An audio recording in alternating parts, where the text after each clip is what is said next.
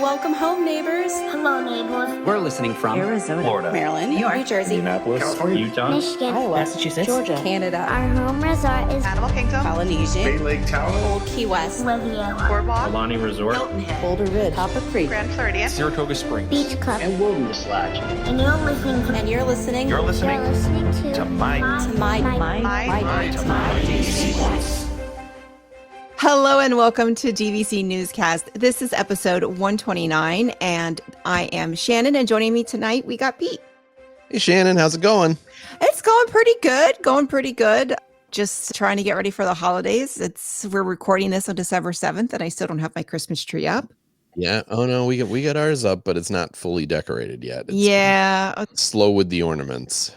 Yeah, I got to get it up. That's the plan this weekend, but we got my son's birthday is coming up and planning a party and all that other good stuff. So, got a lot going on.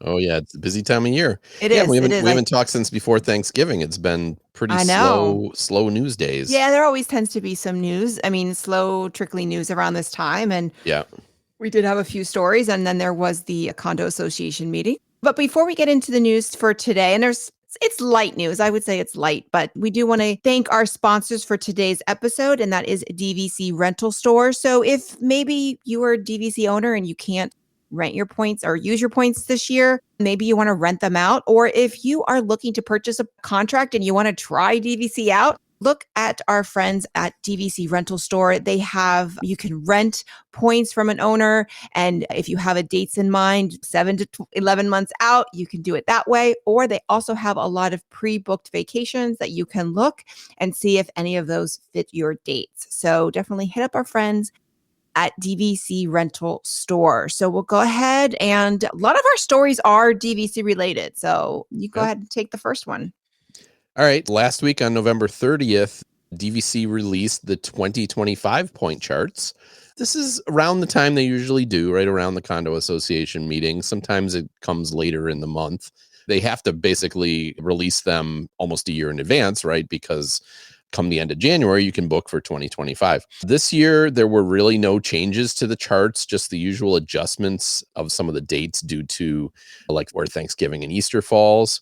They've remained pretty much the same now for 3 straight years, which indicates the seasonal adjustments that occurred back in 2021 through this year's point charts, where they shifted to making the October-November period more expensive. And then they reduced the summer a little bit. They reduced, I think, May a little bit. Also, at one point, there were only 5 categories, and now there's like 7. That shift started in 2021, and now it finished in 2023. Now we've had 3 years in a row where the point charts are the same. So it seems like we've leveled off again. There's been a few historic changes like that. I always go back to like early 2000s when they lowered the price for the weekends. They redistributed the points so the weekends were lower and the weekdays were higher, because it used to be a big difference between weekends and weekdays. In addition, the other thing to mention, just because it's new, is the transient tax at the Disneyland Hotel did go up in 2025. It went up from $278 per point that you have to pay if you stay there, up to $287 per point, so a 9-cent increase, and that's about a 3% increase. Nothing too exciting out of those. I've been talking about this for a while, but like to me, the biggest thing is like I only have 75 points at Boardwalk for our October-November trips, and because they did that shift, we get less out of those points than we used to. It's hard to get more than, unless we can get a standard room, we can only get about 4 nights with those points, whereas we used to be able to get 5 or 6.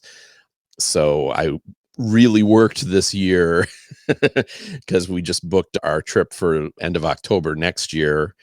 And I really worked to get the standard rooms, and I was fighting with the people walking. So I booked 6 individual nights. Oh, wow. So I have 6 reservations for 1 night each, but I was able to get 6 full nights in a standard view. So I was able to maximize those points, but this is something I don't really argue against, because it made sense when they did it to me that October, November had gotten so popular. It makes sense to make those points. Those are higher point season. But what about you? Do you look at the point charts at all, or do you just? I used to look and I used to be like, analyze it. I haven't looked in the last like 2 years. I really haven't, because it's just a matter of we go when we go and I look at the points and then we book. Fortunately for us, our favorite resort is Old Key West, right? So that's always beneficial, especially when we're staying in a 1 bedroom. And then the other dates, I kind of just see what's available and when are we going? Because I used to plan it around the points when it was cheaper. And Yeah. now we plan it around school schedule. So the points are, it's going to cost what it's going to cost. Why stress over it? I will when we're planning on vacation for summer, because we probably will go at some point in the summer. But again, I think it's going to be probably just what works for us, our schedule, and Yeah. then which one I can get the cheapest for at 7 months. And So I haven't looked in a while. And summer's gotten cheaper, so that's a nice. Yeah, that's actually that worked out, because as Ryder got into school and we started to go in the summer, which we never went in the summer before. I mean, we would skip the summer. And now we do. And now we do, but we don't go until late afternoon, evening, because it's hot. It's hot. I'm kind of with you. I mean, there was a point where I was looking at it a lot, especially when they were making the shifts, when that started happening. Yeah. I was keeping a close eye, but the last couple of years, like this year, I literally like, oh, the points are out. I opened up Boardwalk. I opened up Animal Kingdom. Oh, they didn't change. And that was all I did. That was my entire observation. And then I just kind of looked online to see if there was anything significant that anyone was mentioning. And there wasn't. I think as a new member, you focus more on what points cost and optimizing your points and everything like that. And then I think we tend to add an itis. You tend to get a couple extra contracts. You don't like stress as much about having to stretch the points and everything like that. So, and we tend to go less now. We used to go 3 and 4 times a year. Now I think we're going 2, maybe 3, but Ryder's a little older. And then it's just become more complicated. So it's just not, we enjoy it, don't get me wrong, but we tend to have those 2 trips, or at least one of those 2 trips is longer than it used to be. It used to be 4 days and now it's like 5 or 6. Yeah, the points are going to change, and me analyzing them isn't going to change anything. So yeah, I used to do it, but I think, like you said, it's a new member thing, I think. We'll move on. And today, as I mentioned, we are recording this on December 7th. Was the DVC Condo Association meeting and the annual Condo Association meeting. And while there is usually not a lot of news from it, there were a few tidbits that came out. So one was the announcement that was made at the cabins at Disney's Fort Wilderness Resort would be on sale soon, with a few new images of the cabins being shared. A website, disneycabins.com, was provided, but the site doesn't work yet. But I did see those renderings and they look great. I'm a big fan of the cabin. I love Fort Wilderness. So I am very excited for these to be on sale soon. Maybe this will be where we stay, next year for our big trip. I don't know, but I'm very excited about these. What about you? They do look very nice. I mean, it's not something I would be interested in owning at. Right, I agree. To me, it's too far away from too many places, but 100% I'd like to try to stay there once and check it out, because it does look very nice. One of the images kind of showed the living area with the kitchen, and then they also had they had a Murphy bed in that area. I think they're saying these are going to sleep 6, right? Something like that. Yeah, but I mean, the old ones sleep 6 too, or the current ones. Well, I'm sure it'll be very cramped with 6. But I mean, I wouldn't want to sleep 6, but it just, with these cabins, you need to have a car. Right. You need to have a car. So I think for us, like, we always drive to the parks. The only one we don't drive to is Magic Kingdom, which would be fine because we would be able to take the boat.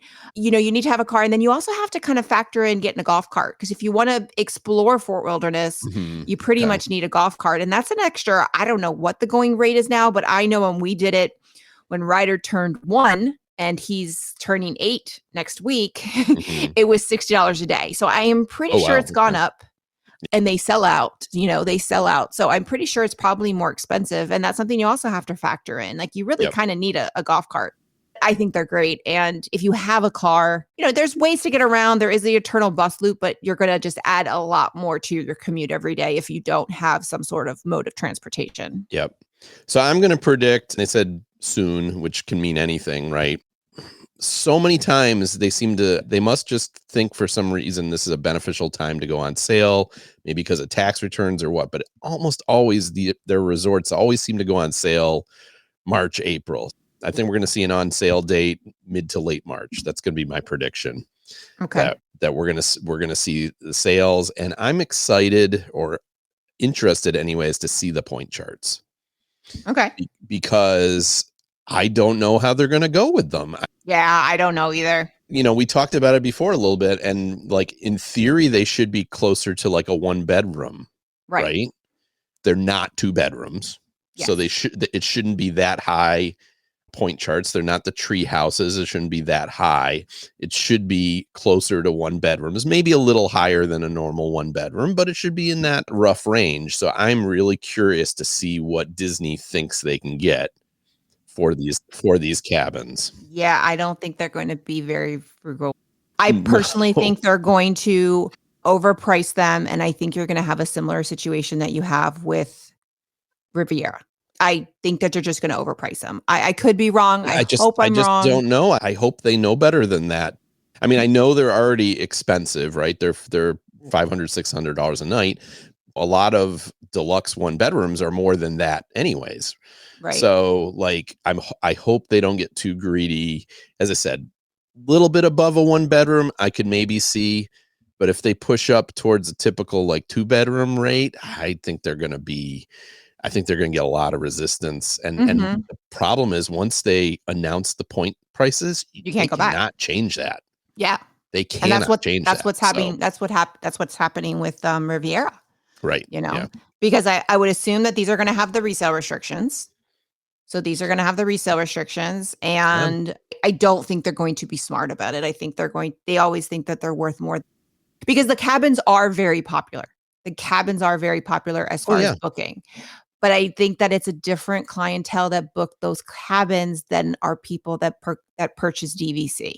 So it'll be interesting. I think if they were smart about it and don't go crazy on the points, I think it could sell really well. I think if they really overprice like they've been doing a lot lately, it's not just been Riviera.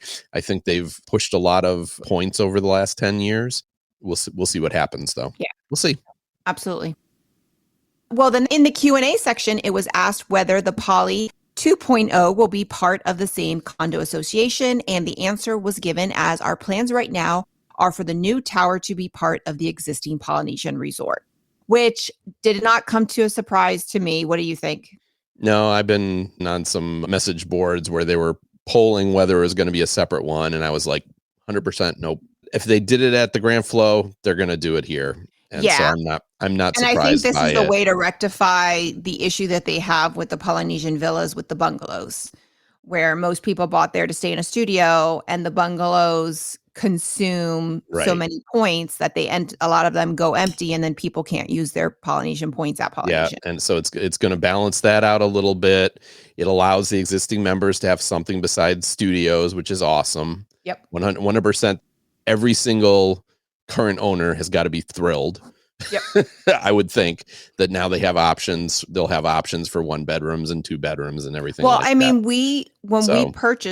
when we purchased resale, Poly was the only one that was on sale right at the time, direct. And it had the bungalow and it had the studio. And that was the reason we would have, I say me, but it was really me. I would have purchased direct at the Poly if there had been a 1-bedroom option, but we knew we wanted to stay in a 1-bedroom at least once a year, and they didn't have that option. And that was when I looked at resale. I think this is great, especially for those families that maybe did purchase and have maybe grown a little bit and need more space. No, and I think it's a good balance, because I think when they do things like they did at Grand Floridian and build a bunch of studios, or here where they're going to have some, because the thing is, a good portion of especially new buyers are buying to stay in studios, and even a lot of existing buyers at the prices now. I'm not talking about 25 years ago. Yep. At the prices now, a lot of people, when you're paying $23,000 for 100 points, I think a lot of people are looking at studios, and to have these resorts come out and I said when Copper Creek opened, I said, they're going to have a studio issue there because you built those cabins and then you only built like a normal kind of average number of studios. And now you look at Copper Creek and studios just go at 11 months all year round. They're so hard to get. So I always think that this is the way they should do it. The way they did it at Disneyland is the same thing. I think that was really, really smart to have 25 one bedrooms. I don't remember the exact number, but a lower number of 1 bedrooms and 2 bedrooms. I mean, especially there where people are a lot going to be coming for only 3 or 4 days and have a whole bunch of studios. I think overall, I think this works out really well for existing Poly owners. I think it works for people buying in because then they'll have the option for all the studios, all those nice big studios. Because I guarantee if there's any studios in this tower, they won't be as big as the studios that are there, 450 square foot studios that are in the longhouses. Yep. Okay, so now I'll go on to the next story. On December 6th, both Epcot Central Plaza and Dreamers Point open to guests. The guest has a lot of trees and seating, as well as embedded lighting that matches along with Spaceship Earth. Also, the new Luminous show also debuted, and overall guest feedback was positive. In particular, it was noted that the show does appear the same from All Around World Showcase, a big complaint about the previous show, Harmonious. I'm excited, especially since I've seen like people that really loved Illuminations have been positive about this show and and I liked Harmonious. I really liked it. And I did see, the first time I saw it was from the side and I thought, okay, wow, I'm not getting the full experience. And then I did finally get to see it straight on. And it really wasn't that much better. When we did the boat cruise, we had a great view of one of the side barges and it was fantastic. I enjoyed it, but I'm very excited about this one. I will say I did see on Facebook, just know that if you're by the China, they're going to have the bridge up for like 15 or 20 minutes every night. Right. So don't be walking in that area. If you have a dining reservation at Acker House and make sure you know when they're going to be lifting that up, because you don't want to be stuck there. And that was somebody go around the long way. Yeah, exactly. Like somebody was stuck there and they had a reservation and they couldn't get to it. I think they were at Mexico. So that's something to know, because if you don't. Did you remember hearing what time they do that? Because it used to be relatively early, like maybe like 5 o'clock. It was like 5. Yeah. She said it was because it was still light. I think they have to do it. I think they have to do it when it's still light. So I think it also depends on when the show is, but I think it was around 5:15, something to be aware of, especially if you are trying to get somewhere at a certain time, if you're walking in that area. So find out when I think we'll get some information as the show starts to, continue. There'll be somewhere posted what time it goes, but very excited to see it. Yeah, you had that with Illuminations though too. I mean, it was the same issue. You would have that bridge go up, but I think a lot of people forgot about that. Yeah, right. True. Yeah, I forgot. I'm not sure when we're going to see it. We're going to be down there for New Year's to pick up our daughter. We don't have park tickets. She may be able to get us. I mean, she has tickets, like guest tickets that she hasn't used. So I'm hoping we're going to go to a park at least one of the days, and I'd love to go see the new show. So I've avoided watching it so far only because of that. If we don't end up going to see it, I'll probably watch it, because otherwise it won't be till next October. By then I'll forget. We don't have a trip planned. I mean, I think we're planning on probably July, but this is the first time in a long time where we don't have a trip planned for a couple months. We've done 2 years in a row with. Your daughter's been there. Yeah, because our daughter's been down there. But last year we went a couple of extra times. We went like 4 times last year. And then this year, I think we've gone 4. I mean, if you count this December, January, it'll be like 5 times. So this is like a record for us. We didn't renew our annual pass. And as I said, we do our pass like Food and Wine trip to Food and Wine trip. We're not going to renew till end of next October, probably. I shouldn't even say probably, definitely. Yep. So, yeah. Okay. All right. And then got one more story, I believe. Yeah. I pulled this up. I saw this today, and I find this fascinating. Story Living by Disney, which is these communities that they're putting out in the real world, let's say, so to speak, announced that they're going to have a new community near Raleigh, North Carolina. Story Living by Disney. It's the new division of Disney that's planning to open communities around the country inspired by Imagineers, with the first one already having been announced for outside Palm Springs, California, called Cotino. Some of the home designs were actually released just in November. We didn't cover that, but if you're interested, you can search up Disney Living Cotino, and they have a whole website showing the houses and the layout of the place. I think that's still like 2025 that one's going to be opening and starting to sell properties. But Disney is pushing forward with a second community and just announced in North Carolina, outside the capital of Raleigh. It will be called Asteria, and is described by Disney as inspired by the spirit of discovery. The Asteria community is being designed to encourage exploration, spark lifelong learning, and create new connections for future residents. This is going to be a 15,000 acre community, so pretty big, and it's expected to have about 4,000 residences. Sales of units are not expected to start until 2027. So if you live in North Carolina and you're a big Disney fan, you got a few years to wait. I don't know. The whole concept fascinates me. I don't think that I'm in the income bracket that these are probably directed at.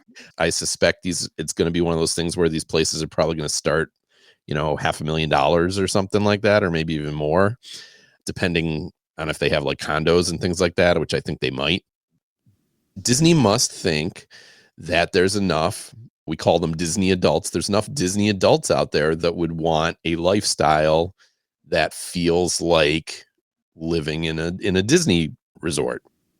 Oh. Yeah, I love Disney, but like I would love to live in Golden Oaks, right? But part of being in Golden Oaks is that it's next to Disney World, right? And there's benefits there. I don't know. It's just, again, like you said, I guess maybe if I was in that income bracket, maybe it would be, and I'm sure it's going to be a great community. And also, it's not like you're going to move from Florida to North Carolina just to live there. I think it's more meant for people that live locally to consider or live at least within the area. I guess the one out in Palm Springs, that's probably a little ways away from where the populace is, but in California, but not that far. And certainly this is right in the heart of the Research Triangle. So a lot of people moving to that area. There's a lot of money in that area for sure. And same thing with Palm Springs. As I said, I'm very curious about it. I don't think I would be able to afford it. I'm not even 100% sure I'd want to. I kind of want to like sign up to take a tour. Yeah. I want to see it. I want to see what comes out and how it works. We visited Sue, one of the trips, I think the one back in September, and she lives in Celebration, and that Celebration is kind of how I picture this. It's very planned community, very clean. Everything's it almost feels like a movie set. Mm-hmm. And it's beautiful, but it's also kind of eerie how perfect it is. And I wonder if this would be like that too. I don't know if you ever driven into Celebration or anything like that. It's really interesting. I was like, wow, it really is like you can tell Disney built this, I mean, I think a lot of people would be curious, but it's curious, how many people are going to bite. But I mean, I don't know. I really don't know. Again, they clearly think it's going to sell by the fact that they're starting on a second one before the first one's even for sale. So they must be getting some positive feedback on the first one, at least a lot of interest from folks. Yep. If there's money anywhere, it's California. Yeah, Palm Springs specifically. Yeah. So you don't have a trip until January, you said, right? To pick up your daughter. Yeah, we're going down. We're leaving on the 30th, Saturday, the 30th of December. And we're actually delaying Christmas. We're actually not doing anything for Christmas Day. In fact, we're going to go to a friend invited us to their house. Okay. We're not having any family over because we said, well, let's wait till our daughter's home. That makes sense. And then we'll just do it. We'll have my wife's family will come. And we're going to be down there till January 5th. And so we have 5 days down there. We don't have passes. I did get tickets for Hoop-Dee-Doo. Oh, okay. Because I haven't done that in a long time, and I hear you talk about it. We've talked about it a few times on the show. The memory popped up the other day. Yeah. It was 4 years the other day. It was like that trip 4 years ago, which was December 2019, was such an epic trip for us. Yeah. Ryder did, the Jedi training, and that was the hoop-de-doo that him and Ray got on stage. On stage, yeah. And then everything shut down. That was our last trip for a long time. And that was our last normal trip for a very long time. For sure, yeah. And all the memories popped up. Like, we were there on opening day of Rise of the Resistance, and we didn't plan it that way. It was just the day that we had planned as that day was the day we were there. It was just crazy. But yeah, that memory popped up, and I was like, man, we got to get back there. So that's awesome. I'm excited for you guys to go. We got 3 nights at Animal Kingdom Lodge in a studio, and then we're 3 nights at Bay Lake Tower, Lakeview in a 1-bedroom. Figuring that the last couple nights our daughter will probably be like moving her stuff out of her apartment, so we're going to need extra space, and she's going to have to stay with us probably the last couple, at least the last night. So. Is she sad to be leaving, or is she ready? Oh, I think she's ready. Yeah, she's ready. I mean, she's enjoyed it. It was hard work. It was definitely, not easy. Is it what she thought it was going to be? I don't think she understood how hard work it was going to be. Yeah, for sure. I think she still had a good time. I know she kind of gets a kick out of just being like, oh, I went over to Epcot I rode Soarin' in this, and I went back, which is kind of every Disney kid's dream, right? So right. She definitely had a good time, and unfortunately didn't save a lot of money because she like spent a lot of money too. Uh-huh. Yeah, her room is full of boxes. I've been taping in her room, and there's like all these boxes around me of things she ordered and sent home. Oh my goodness. She's going to have an extra big Christmas just because she's going to be opening all the presents to herself. It's definitely a good experience. And as a parent, I think it was an excellent experience because she was kind of a bit of an introvert, and I can tell. Oh, I could tell because we saw her in June, and then we saw her when we saw you guys in November, and she was a different person, completely different person. Well, that's great. I'm very, very happy. And I actually might be going back to Jollywood Nights, if you can believe it. So Ryder, I talked about what happened with Phineas and Ferb, and every once in a while he'll be like, Mom, I'm really sad that I never got to meet them. And then he's heard that Duffy is there now. There's 2 more left. So I'm trying to see if I can maybe buy tickets. We did get our money back, by the way. So I would not. Did you? Yeah, we did. I did not ask for it. I sent a letter explaining what had happened to us, and I did get a call back, and they immediately refunded. I actually said that's not what I was asking for. It was more important that my letter get forwarded to their head of their PR department or marketing department, whoever was handling the content creators. For sure. And they said it would. Never heard back, but they did refund me. It would just be Ryder and I, wouldn't be Ray, but it might surprise him. So there's 2 more left. None of them have sold out. I'm pretty sure, I don't think it's going to be back next year. Or if it is, I think they'll have to change a lot of it. But I might be taking him back, and we will make Phineas and Ferb the first thing we do. We'll see. So if anybody's going, I think we're looking at the 18th. So if anybody's going to Jollywood Nights on the 18th, possibly look for Ryder and I. Well, good luck, because I'll look forward to your video of how it went the second time versus. Isn't that sad that the most negative videos are the ones that get good views? I mean, that's just how it is, right? Well, so many people want to tear down Disney. And actually, I wanted to mention, because we appreciate people giving us reviews on iTunes and everything like that. But someone mentioned in one of the reviews that how negative I am on Riviera. And I kind of hate that, because I don't think you are. I'm negative about one thing about Riviera, right? And that's that the points are too high. Yeah. I shouldn't say the lobby, I think, is an issue. But I wanted to say, this is me. I'm going to turn over a new leaf in the new year. I'm going to start now. We stayed there for 3 nights. I really enjoyed the resort. I really did. We had a standard view room, so the points weren't that expensive. We were facing Epcot, and I wish we'd been a little higher, but we had a pretty good view of the Epcot Forever. I liked the pool. We didn't really eat there, but I've eaten at Topolino's. I know it's fantastic. So I'm going to turn over a new leaf, and I'm going to be more positive whenever I talk about Riviera. And based on that stay, I would definitely go back there. But I would want to try to get a standard view room. I think the preferred rooms are just too overpriced. And quite honestly, the preferred view is not the view I want. Right. I agree. I don't really need to look at Caribbean Beach, rather look at and be able to see the fireworks shows and everything.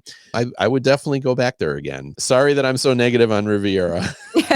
Well, I don't think you're negative on Riviera, but I do. Yeah, I think we're constructive criticism, but there's good and bad for everything and pros and cons. And then what is a pro for me could be a con for somebody else. So Sure. Everybody, that's one of the beauties about this podcast. And then just our My DVC Points community is that we share our experiences, we share, our thoughts, but at the end of the day, we also realize that people wants and needs are different. Like Yeah. I love being on a ground floor. Most people don't. Yeah, I don't want to be on a ground floor. Yeah. I really don't. I don't. So I think it's just, that's the beauty of our My DVC Points community. So with that, I will say thank you to our 3 sponsors, DVC Resale Market, DVC Rental Store, and Monera Financial for their continued support of the My DVC Points platform. And I will say, see you real soon, everyone. Bye, everybody.